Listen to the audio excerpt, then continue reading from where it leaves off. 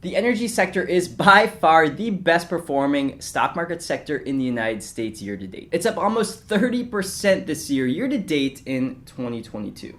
Now this is compared to the S&P 500, which is down almost 20% year to date. So as we can see in this chart, which is the SPDR ETF XLE, which tracks the energy sector, XLE started the year at about $50 per share, and as you can see, it really ripped up in an uptrend immediately during this year. It hit some resistance around 67. It pretty easily broke through that level all the way up into the mid 70s. It bounced around a bit, retraced some, and as you can see, once it gets to about $90 per share, XLE completely tanks. And what's crazy about this whole thing, even though XLE is up a little over 27% year to date for 2022, XLE is technically in a bear market. And this is because from that peak it hit up in the 90 area, XLE is actually down almost 22%. So technically when a stock is down or an ETF is down 20% or more from its peak, it's actually in a bear market. And now look, I know you're wondering, the best performing sector in the stock market is up almost 30%. The S&P 500, the general stock market, the biggest stocks in the US stock market, are down almost 20%. Yet somehow, the energy sector is in a bear market, even though it's the best performing sector. And if you're confused, and if you're new to investing maybe, allow me to welcome you to investing in 2022. If you're new here, guess what? We all hate it here. So what we're gonna try to do in this video is we're gonna try to figure out if energy is still worth investing in now that the up 30% sector is actually in a bear market because it's down 20%. Wrap your head around it. So that's what we're going to talk about in this video. Hope you stick around. I think we got a good one. Let's go ahead and let's get started.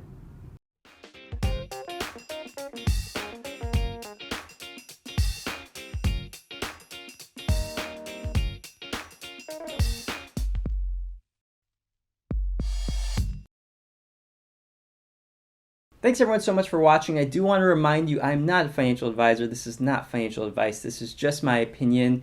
And let's face it, I am not right 100% of the time, so please do your own due diligence. All right, let's go ahead and get started. Now, as you I'm sure know, if you watch my videos, you know that in the description below there is some affiliate links. So if you want to support the channel, take a look at those. And also, of course, you know this, there's a link to get a Barron's newspaper. So if you're interested in Barron's newspaper, the best investing newspaper out there, take a look at that. It comes out weekly, and there's also a digital copy, so take a look at that. Also, like and subscribe, do that whole thing. Let's put this in the context real quick of where I kind of am approaching this myself. So we're looking at how I'm allocating money into the market right now. And so this is my jack of all trades portfolio. Now I have a few different strategies. I have something called Valmentum. 25% of the money I'm adding to the market is going through this. 25% is going into tactical, which is where I like buy different sectors. And I overweight the sectors that I think are better and underweight the ones that are worse and equal weight the ones that I think are okay. And there's also individual stocks, and then there's also miscellaneous strategies, which is where I might add additional ETFs. Like for example, if I like XLE, I might add more money to XLE here. And then there's cash. At least this is what I'm trying to aim for in cash. I have more cash than this, but this is what I want to have in cash. So in terms of energy, my Valmentum strategy, which is where I go out and I buy the cheapest momentum or value type of momentum stocks out there, it's a screener, and it ended up putting out a lot of different really cheap energy stocks essentially. And so I have quite a bit of energy exposure in this Valmentum area. So I really do care about what's going to happen with the energy sector because I have exposure here. In my tactical market part, so basically here, I take all the 11 sectors in the stock market. I can try to recreate the S&P 500 index or the stock market or whatnot. And I take all the different sectors and I try to weight them how I think that they should be weighted. So I'm overweight the sectors I think are going to perform better over the next year. In here, I have energy overweighted. Now, I don't have it overweighted by a ton of money. You know, the energy sector, at least when I did this, was around 3%. I'll show you. So this is the spreadsheet I used on January 16, 2022 in my video about when I did the best sector ETFs. And XLE here is one of the energy sector ETF that I use to get exposure to energy. And so when I added this to my portfolio, what I did was I did a lot larger of an allocation than the weighting of the S&P 500 at the time. The S&P 500 only had 2.7% weighting in energy, and I put 12% of this inside energy. So I went way overweight in energy compared to the S&P 500. And so all in all, I don't think I have more than about 10% in energy right now. Maybe 12% total of my portfolio is in energy sector exposure. I don't think it's more than that. And that's essentially what I would want. I don't want more than about 10% exposure to that one sector. And so, okay, let's look back and let's see where we are in the kind of energy sector spectrum right now. So let's talk about WTI, West Texas Intermediate oil prices. So these are oil prices for West Texas Intermediate. Now you'll see, of course, they peaked back in July of 2008. This is when oil markets really shot up and prices per barrel of oil got up to over $145 per share. Per barrel, not per share. Obviously, they haven't been anywhere near this in the past, let's say, few years. Since about 2014 is when oil really hasn't gone above 80. That is until November 2021 when oil did shoot up. And now it hit a high of $129 in around February, March of this year, 2022. It's now settling down in the 107 area. So why is this important? So the energy sector is highly dependent on the price of oil, of course. So a higher price in oil is good for the energy sector because companies that refine oil, companies that drill for oil, companies that like ExxonMobil, Chevron, these big companies that are a huge part of the XLE ETF, they make profits and more profits when a barrel of oil is higher. And so when you look back and you see these time periods where oil was under about $80 a barrel, the companies were definitely not making as much money. Their profits, their profit margins were very low, and their earnings were in some cases negative. And so that's the past, and this is now the future that we're talking about. And so the future looks more like, at least in the next, let's say through 2023, that oil prices will stay pretty high, relatively high, higher than this line right here. So let's say higher than $70 to $80 a barrel. Around $80 a barrel, we will call that kind of equilibrium in the oil market. And I don't think it's going to go much lower than equilibrium for a few different reasons. So first off, you have a war in Ukraine, and that is the time when oil really did start spiking. Now, Russia is a big exporter of oil, and so that was an issue. Germany turned off the pipeline of Russian oil into the country. And so that is a factor in terms of supply. So the supply of oil has been diminished, let's say for Germany, for Europe in general. China, on the other hand, has been on a COVID lockdown. Their economy is not at 100% right now and has not been for a few months. So we were hitting high oil prices, getting close to all-time highs, but China was also essentially turned off. Or let's say that the demand for oil wasn't quite as much globally because China had less demand because of its COVID lockdowns in places like Shanghai. And these are kind of two big global sociopolitical / wartime things that we can consider why demand and supply, what's going on right now. There's also a structural kind of deficit in potential oil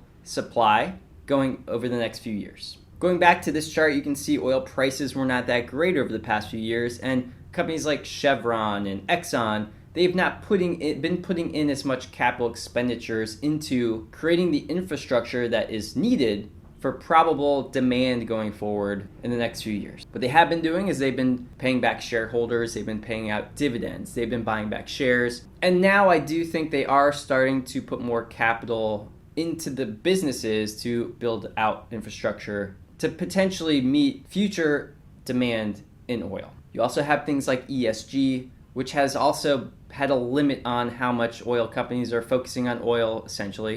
And it's had an effect on what people have assumed would be demand going forward, because of ESG, new types of energy, wind energy, hydroelectric energy, all different types of ways to deliver energy to consumers and to businesses and things like that. Now, I have all of these reasonings why there is potentially good oil demand and potential price for a barrel of oil going forward over the next few years. There is something hanging on the horizon. And I think this actually is the reason why oil is down over about a 2-week period, over 21%. And the reasoning for this whole thing is because let's take a big picture of oil. So oil, energy, gas, these are big expenses for consumers. And the higher, let's say, someone has to pay at the gas pump, the higher inflation will likely be. So gas, for example, oil. These are all things that go into CPI, or the Consumer Price Index, and inflation. And so as we know, inflation is high right now. It's 8% or plus maybe. And so if CPI is that much, oil and gas and electricity, basically the whole energy sector is a large part of that. But what happens if we have a recession? And so now what I think is going on in the past 2 weeks has been this feeling or idea that a recession is definitely on the horizon. And what happens in a recession is that you have less demand likely, because usually there will be job losses, job cuts, GDP will shrink, which generally ends up leading to less use of oil, less use of gas for your cars, right? Less use for the general energy sector. And another thing at the same time is that if that does happen, suddenly maybe the Federal Reserve does not have to cut rates, because as we probably know, that the Federal Reserve is trying to hurt inflation, right? They're trying to curb inflation. They're raising interest rates in order to stop inflation. Now, if suddenly there is a recession, people aren't working as much, they're not using as much energy, and demand for energy, let's say globally, goes down, then suddenly maybe you have a Federal Reserve that essentially doesn't need to rise interest rates as much, which ends up being good for the stock market because now you get less interest rate hikes, but also could be bad for energy companies because now you might not have as much demand for oil, and prices of oil, barrels of oil, can maybe go down. And so these are all the different factors we're kind of dealing with. And so we have to decide, where are we in this whole thing? So if there is a recession, let's say there's a recession, is the energy market still okay to invest in? Or will it, crater? And so that's the question I'm asking myself, and this is what I have as kind of the answer. Here we have a chart tweeted out by Liz Ann Saunders of Charles Schwab, and what this is saying is, Liz is saying, energy sector continues to trade at quite a significant discount relative to S&P 500 using forward PE. So what she's doing here is she's basically showing the S&P 500 index, which is the orange line, and then she's showing the energy sector. She's showing the forward PE ratios of all the different companies, right? So it's essentially one PE ratio for the S&P 500 here, forward, and it's 15.3. And we have the forward PE ratios of the energy sector, which is 9. And as you'll see here, there's not often a big spread between these. There, of course, is a spread, and sometimes energy does, let's say, blip up and have a higher forward PE ratio than the S&P 500. But generally speaking, it's pretty close, and energy is pretty much usually a little bit below the S&P 500's forward PE ratio. Now, don't mind these kind of big, we'll call them blips, because these are times when, like I said before, oil prices were low. The energy companies were not able to make lots of earnings because barrels of oil were low. And so they had negative earnings at these times, or very small earnings, which made it look like they had high forward PE ratios. So don't worry about these. Essentially, just look at the general trend. As you'll see, the spread between these two of a 15.3 and a 9 is actually pretty high. And so this leads me to believe that there might be at least multiple expansion in terms of what's going on with the companies in the energy sector. So forward PEs do get up higher, and there's some multiple expansion. Let's say this goes from a 9 to, let's say, an 11. Well, now we're getting some multiple expansion, and so the prices of energy sector stocks will be higher. Now, on top of this potential multiple expansion, we do have a lot of analysts, or let's say talking heads on TV, that do think that there's going to be revised earnings with these companies like ExxonMobil, Chevron, the upstream, downstream, all the different players inside the market, the energy market. They do believe that there's going to be revised earnings, and a lot of them think it's going to be upward revisions, meaning those forward PEs, the E part of the price to earnings ratio is actually going to go up. And so if that happens, it's actually also good for valuations. So if you get increased forward price to earnings ratios and you also get some multiple expansion, now we're talking about a sector that actually looks really good. Add on top of this the fact that there's probably not enough supply right now. Structurally, there needs to be more capital expenditures within oil, within the infrastructure of the whole entire sector. This leads a lot of people to think that at least barrels of oil are going to stay pretty high for a while. Now, some people are even calling for oil to actually go even higher than it was back in that 2008 peak of $145 per barrel. So We'll see what happens. Maybe it happens, maybe it doesn't, but at the end of the day, oil is probably going to stay around, let's say $80 a barrel at the very least. And if there is some type of recession or something like that, then it's possible that demand does get reduced and maybe oil prices do go down further than that. But I don't think that oil is probably going to get much lower than $80 per barrel anytime soon. And again, if it does stay in that 100 area per barrel, you have potential multiple expansion to deal with. You have potential earnings revisions upward. So there is, in my opinion, quite a lot of good potential outcomes that can happen in this sector. So I'm actually still pretty bullish on it. I think long term, as in let's say year and a half to 2 years, I think that this is probably a fine sector to be in for myself. I'm sticking with most of the things I have in there, not cutting anything, and probably keeping my exposure around what it is right now. So that's all I have for this video. I hope it helped. Let me know what you think about this sector, bullish, bearish. Want to hear it in the comments below, and also please hit that like button, subscribe to see more videos like this. And I got another video coming up on the end screen right now.